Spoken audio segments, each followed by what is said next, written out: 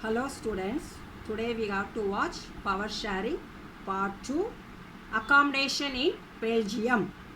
The number of Dutch and French speaking ministers shall be equal in the central government. No single community can make decision unilaterally.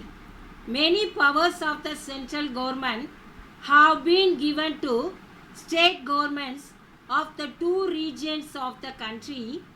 The state governments are not subordinate to the central government. Brussels has a separate government in which both the communities have equal representation.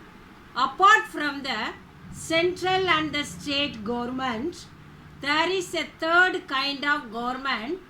This community government is elected by people belonging to one language community, Dutch, French and German speaking, no matter their life. This government has the power regarding cultural, educational and language related issues. And next, Belgium and Sri Lanka, what are the similarities and differences is there? Here both are democracies dealt with the question of power sharing differently. In Belgium, the leaders have realized that the unity of the country is possible only by respecting the feelings and interests of different communities and regions. Such a realization resulted in mutually acceptable arrangements for sharing power. Sri Lanka. In Sri Lanka, shows as a contrasting example, it shows us that of a majority community wants to force to dominate over others and refuses to share power, it can undermine the unity of the country. Why power sharing is desirable? There are two reasons. First one prudential, second one moral. First one prudential.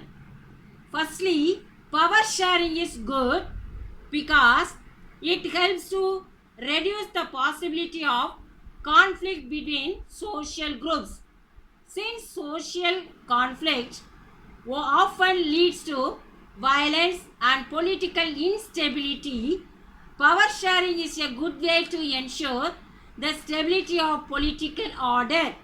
Imposing the will of majority community over others may look like an attractive option in the short run, but in the long run, it undermines the unity of the nation.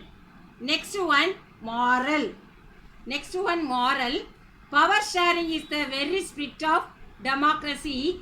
People have a right to be consulted on how they are to be governed. A legitimate government is one where citizens, through participation, acquire a stake in the system. Forms of power sharing. First one, among the different organs of government, legislature, executive and judiciary, let us call the horizontal distribution of power because it allows different organs of government placed at the same level to exercise different powers. Such a separation ensures that none of the organs can exercise unlimited powers. Each organ checks the others. This results in a balance of power among various institutions. Although judges are appointed by the executive, they can check the functioning of executive or laws made by the legislature. This arrangement is called a system of checks and balances shared among governments at different levels. A government, general government for the entire country and governmental at the provincial or regional level. Countries like ours, where there are different levels of government, the constitution clearly lays down the powers of different levels of different levels of government. The same principle can be extended to levels of government lower than the state government, such as the municipality and panchayat. Division of powers involving higher and lower levels of government, vertical division of power. Vertical division of power. And next one, among the different social groups. That among the social groups, such as the religious and linguistic groups, community government in Belgium is a good example of these arrangements. In some countries, there are constitutional and legal arrangements whereby socially weaker sections and women, weaker section means that is SC and ST people, and women are represented in the legislature and administration.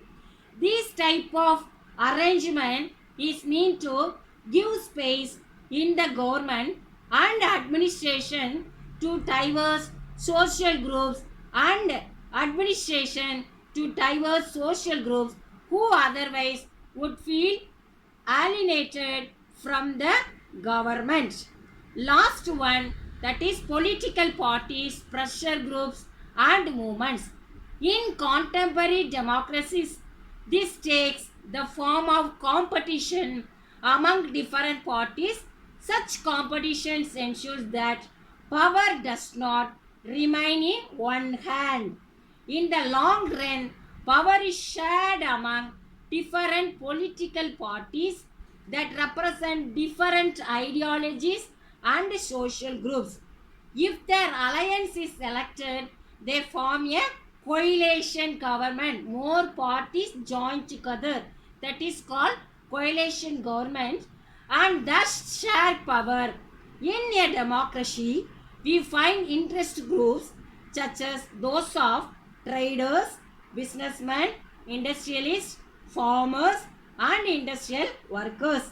They also will have a share in governmental power either through participation in governmental committees or bringing influence on the decision making process.